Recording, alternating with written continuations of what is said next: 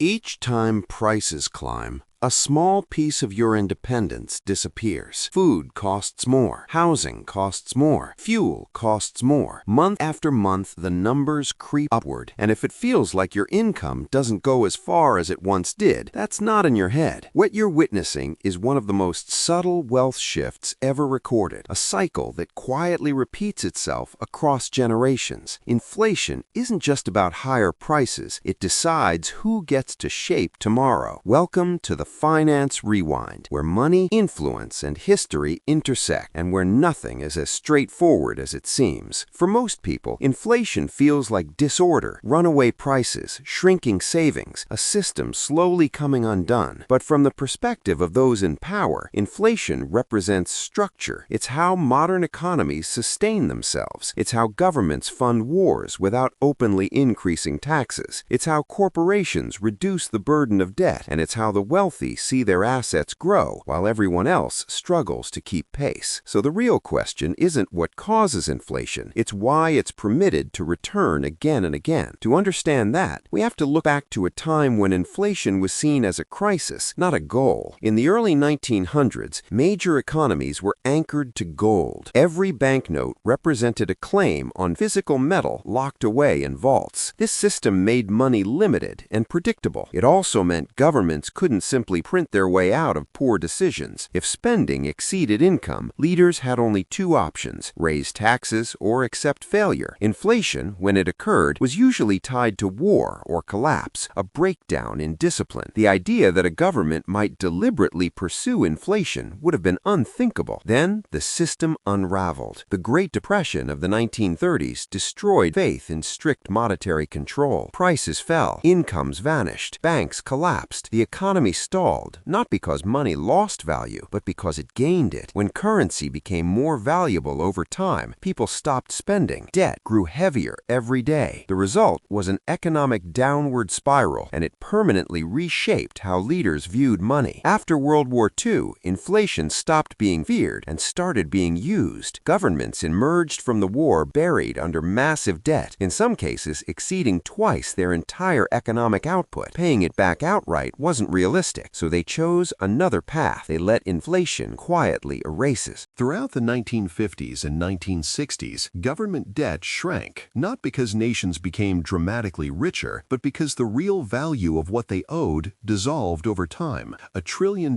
in war bonds simply didn't carry the same weight a decade later. The lesson was clear: controlled inflation could fix problems that seemed impossible without attracting attention. Then came 1971. President Nixon ended the dollar's direct link to gold. What was framed as a temporary move became permanent. In that moment, money stopped serving as a fixed measure of value and became a policy tool. For the first time in modern history, the world's leading currency wasn't backed by metal, only by trust. Dollars could no longer be exchanged for gold, only for more dollars. Inflation stopped being an unintended consequence. It became part of the design. From there, everything changed. Money could be created without hard limits, as long as belief remained intact. Governments could borrow endlessly, banks could expand credit indefinitely, and investors learned a crucial rule: in an inflationary system, savers lose, borrowers win. Inflation quietly reverses the logic of money. Hold cash, and its value is slowly stolen from you. Hold debt, and inflation works in your favor. Each year, prices rise, the real cost of what you owe falls. $1 million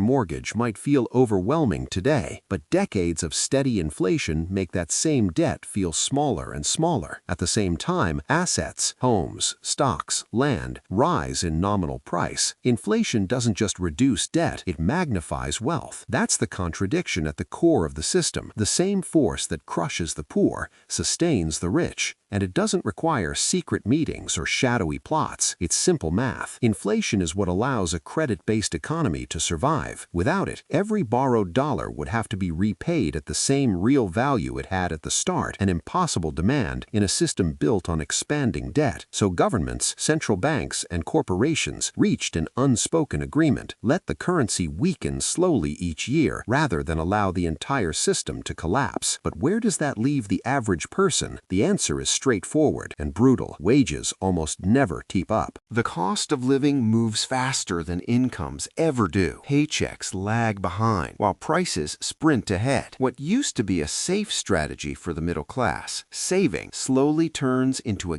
guaranteed loss. And those who don't own assets, who depend entirely on wages instead of capital, find themselves stuck on a treadmill that never slows down. That's because inflation favors ownership, not work. It penalizes patience. It turns careful saving, once a moral strength, into a financial mistake. You're encouraged to save, yet punished for it. When your bank pays 3% interest while inflation runs at 6%, you're not growing your money. You're losing ground just to stand still. At the same time, borrowers locking in loans at 4% to buy assets watch those assets rise by 10% or more. That isn't luck. It's intentional. Inflation doesn't spread wealth evenly. It funnels it upward. Those closest to where money is created, governments, banks, large institutions, receive it first before its value is diluted. By the time it reaches everyone else, prices have already adjusted. This pattern is known as the Cantillon effect, named after an economist in the 1700s who identified it centuries ago. Whoever touches new money earliest benefits most. Then the costs rolled downhill. In the past, that advantage belonged to royalty and traders. Today, it belongs to central banks, hedge funds, and financial institutions. Inflation doesn't merely raise prices, it decides who gets to rise above them. After 1971, money's rules were permanently reversed. What once punished excess now rewarded it. What once constrained governments now set them free. As saving gave way to borrowing, inflation became the invisible force holding the entire structure together. By the 1980s and 1990s, central banks had refined the system. They promised price stability, targeting around 2% annual inflation, just enough to keep growth alive without drawing attention to the hidden cost. 2% sounds small, even reassuring, but over decades, it cuts the value of money in half. While everyday people watch grocery bills double, the wealthy see their assets double and then multiply beyond that. Steady inflation makes debt predictable, and the rich don't fear inflation. They own it. They own property that appreciates, businesses that raise prices, stocks that reprice upward. They carry debt that becomes cheaper every year to repay. Inflation isn't their enemy, it's their silent partner. Governments benefit too. The longer inflation persists, the smaller public debt becomes in real terms. That's why deflation is treated like an existential threat. Deflation reveals weakness. It makes debt heavier, bursts bubbles, and forces failures. Inflation does the opposite. It smooths over cracks, delays reckoning, and quietly shifts the burden downward. And no one benefits more than banks. Inflation guarantees a world that must keep borrowing. If money loses value over time, saving makes no sense. You're pushed to invest, to chase returns, and every chase creates new loans, new products, new layers of complexity. The modern financial system, mortgages, bonds, leveraged buybacks, only works if tomorrow's money is worth slightly less than today's. But the lower you are in this structure, the less control you have. Wage earners see their income adjust slowly. Asset owners see their wealth adjust quickly. And debt can either trap you or enrich you, depending on what kind you hold. Credit card debt destroys you. Fixed-rate asset-backed debt empowers you. The wealthy understand this distinction. Most people are never taught it. That's how inflation turns knowledge itself into wealth. Then came 2008. The global financial crisis should have wiped the slate clean, a chance to rebuild something fair. Instead, it became a lesson in engineered inflation. Central banks created trillions to stabilize the system, not by giving it to people, but by channeling it into banks and financial markets. Asset prices rebounded almost instantly. Stocks surged. Property values exploded. Wages barely moved. Quantitative easing made it sound like a technical adjustment. It wasn't. It was one of the largest wealth transfers in history, driven by asset inflation. Those who owned assets prospered. Those who rented waited. It wasn't scandal. it was policy. Then, in 2020, the cycle repeated. Under the pressure of a global pandemic, governments injected money directly into households to prevent collapse. Demand surged while supply chains broke. Inflation rose to levels not seen in 4 decades. And once again, the pattern repeated. Markets hit record highs. Housing slipped further out of reach. And the same groups that benefited from years of cheap credit now profited from scarcity itself. For a moment, many believed inflation was caused by corporate greed, but it wasn't. It wasn't new behavior. It was the same incentives the system had rewarded for decades. They were simply better at playing the game. Inflation doesn't pick favorites. It simply magnifies whoever already has leverage. Look across history, and the pattern never changes. In Weimar Germany, the middle class was wiped out, while industrialists holding real assets walked away wealthier. In post-war Britain, inflation quietly erased government debt as savers watched pensions shrink. In 1970s America, stocks went nowhere, but property and commodities created fortunes for those who could access them.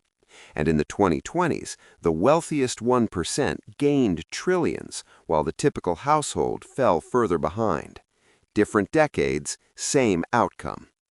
Inflation is the oldest and most socially acceptable form of wealth transfer ever created. People blame corporations, politicians, or supply chains. Those are surface explanations. The real cause is structural. We built an economy that runs on expanding credit, and expanding credit cannot survive without inflation. Remove inflation and you don't get balance, you get collapse. That's why when central banks claim they're fighting inflation, their goal is never to destroy it, only to manage it, to make it feel stable while the currency slowly loses strength beneath your feet. Because if inflation truly dropped to zero, growth would stall, debt would choke the system, and the machinery would grind to a halt. So the war on inflation becomes theater, a careful performance balancing public trust and economic necessity. Rates go up, markets shake, and just before something snaps, policy reverses, because everyone in power understands the same truth. A little inflation is the cost of keeping the illusion alive. But inflation isn't only economic, it's psychological. It doesn't just change prices, it reshapes behavior. It teaches people to buy now instead of plan later. It punishes restraint and rewards risk. Saving becomes anxiety. Speculation becomes hope. The result is the ideal participant in a debt-based system, always consuming, never secure, endlessly chasing stability that never arrives. That's how inflation turns into a culture. We label it growth, we celebrate it as prosperity, but underneath, it's the same cycle that has powered societies for centuries. Devalue, reinflate, repeat. It keeps empires funded, banks liquid, and the public compliant. And once you recognize it, you can't unsee it, because inflation isn't random. It's how power tracks time. It rewards those who live in the future, the borrowers, the investors, the ones who control the flow of credit. It punishes those stuck in the present, the workers who earn, save, and spend what they have. And it abandons those living in the past, the ones who still believe money is supposed to hold its value. That's why inflation is loved at the top and feared everywhere else. To the wealthy, it isn't theft, it's strategy. Every generation eventually learns the same hard lesson. Money is never stable. The only real question is whether you're the one losing its value or the one deciding what that value will be. Inflation didn't arrive by accident. It's the natural result of a world that wants immediate rewards and delays the bill. It's the engine of debt, the fuel of empires, the bloodstream of a system that must always expand, even if the people inside it pay the price. And here's the paradox. Without inflation, the system collapses. Deflation crushes borrowers, breaks banks, and freezes commerce. Inflation keeps everything moving, regardless of who gets caught in the gears. That's the moral trade-off of the modern economy: growth at any cost. So the next time you hear that a little inflation is good for the economy, ask yourself who it's actually good for. Not the worker trying to save for a home, not the retiree living on fixed income, but the people who already own the assets, the ones who designed the system to ensure ensure it never stops rising. Inflation isn't a bug in capitalism. It's capitalism at full throttle, climbing uphill with your wallet along for the ride. Because in the end, inflation isn't the fire, it's the oxygen, and the world we've built can't survive without it. If this changed how you see money, subscribe. History holds the answers, and I'll show you where to find them.